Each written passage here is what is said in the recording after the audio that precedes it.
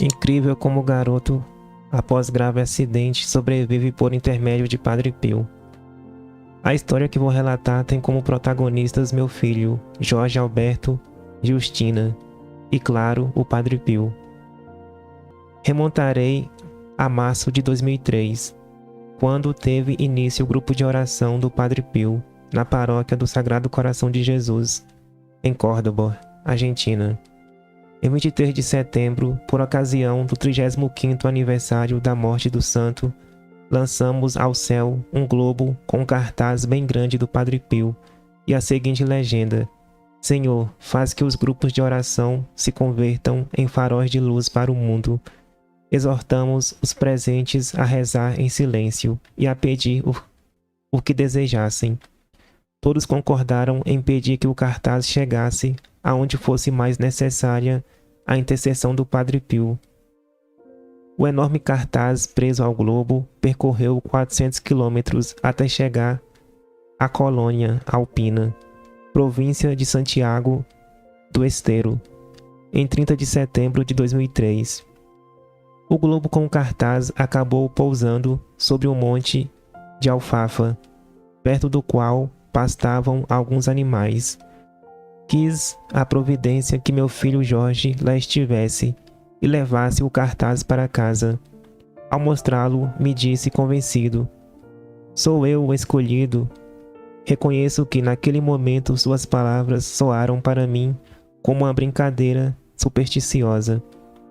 No verso do cartaz estava escrito que quem o encontrasse deveria entrar em contato com a paróquia do Sagrado Coração de Jesus.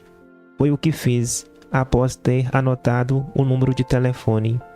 Atendeu-me a secretária da paróquia, sugerindo-me que enviasse à coordenadora do grupo de oração.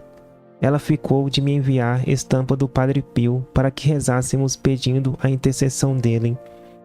Até aquele momento, nem o meu filho nem eu havíamos ouvido falar do Padre Pio. Movida pela curiosidade, naquela mesma tarde comecei a pesquisar sobre a vida dele.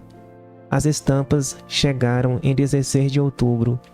Entreguei algumas para conhecidos e guardei as restantes para os familiares e coloquei na carteira a que reservei para mim, a fim de tê-la sempre à mão.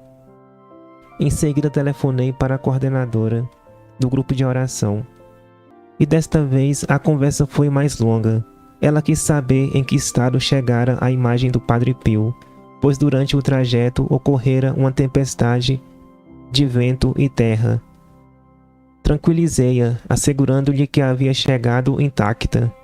Para comprovar, enviei-lhe uma fotografia do cartaz. No dia seguinte, 17 de outubro, meu filho Jorge sofreu um acidente horrível. A caminhonete que dirigia saiu da estrada, capotando diversas vezes. O acidente ocorreu próximo à cidade e por isso Jorge foi socorrido imediatamente e levado para uma clínica em Ceres. Coincidentemente, meu marido e eu lá estávamos quando a ambulância chegou. Enquanto o médico examinava nosso filho, tirei a estampa da carteira e comecei a rezar para o Padre Pio, com uma devoção que surpreendeu até a mim mesma. As primeiras radiografias confirmaram a fratura de diversas vértebras e contusões por todo o corpo. Ele também sentia muita dor no abdômen.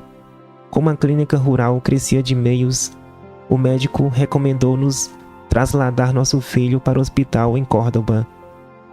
Chegar lá levou 5 horas intermináveis. Assim que entrou no pronto-socorro, foram feitas diversas tomografias com contraste. Estas revelaram que 2 das suas vértebras tinham se transformado em cacos, como cristal. O médico não poderia ter sido mais direto. 2 vértebras estão moídas, podem apenas esperar, comentou. Acredito tê-lo ouvido dizer, só podemos rezar. Em seguida, o neurocirurgião disse o mesmo. Senhora, reze, reze. Seu filho tem muita sorte. Apesar das batidas na cabeça, não vi nenhum coágulo de sangue no cérebro. Os derrames nos olhos também afetaram a visão. Conserva os reflexos e a medula está intacta. É um verdadeiro milagre. Mesmo assim, era cedo para cantar a vitória. Devemos aguardar a deliberação da junta médica, acrescentou prudente o médico. Meu filho estava vivo, mas sem dúvida a perda de 2 vértebras afetaria toda a coluna. Resolvi telefonar para a coordenadora do grupo de oração, para pedir-lhe que convidasse todos a rezar pela cura de meu filho. Jorge permaneceu 5 dias sobre uma tábua, sem poder se movimentar, enquanto a morfina agia como paliativo para a dor. Esperávamos ansiosamente a chegada de uma prótese para que ele pudesse ser operado. No dia seguinte ao acidente, Jorge me disse convencido: "Mamãe, foi o Padre Pio que salvou a minha vida." Oração não faltou. Hoje, Jorge leva uma vida normal, apesar de ter 2 placas, vários parafusos e arames na coluna vertebral. A inesperada chegada do Padre Pio mudou nossas vidas. Acredito que o Senhor nos brinda com instrumentos tão valiosos como ele para evangelizar. Devemos apenas estar atentos para a cada dia abrir nosso coração a Deus. Miriam Mabel Pastorizo, Colônia Alpina, Argentina. Livro Padre Pio, Os Milagres Desconhecidos dos Santos dos Estigmas. José Maria Zavala, página 152. Caríssimo, paz e bem, Deus abençoe. Nós também podemos ser protagonistas de um milagre.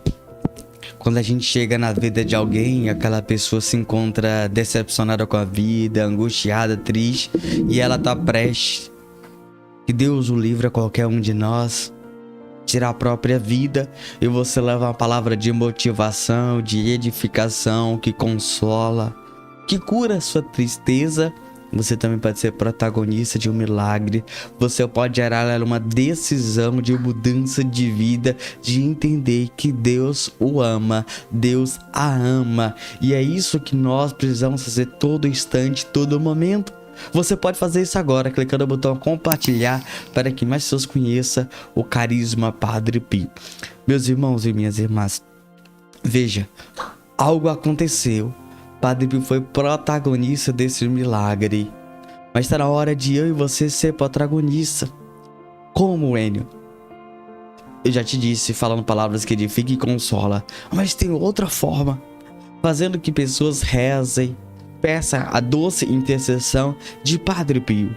Precisamos fazer que mais pessoas conheçam esse santo, esse farol para os nossos tempos. Nós precisamos fazer isso quanto antes, hoje e agora. Né?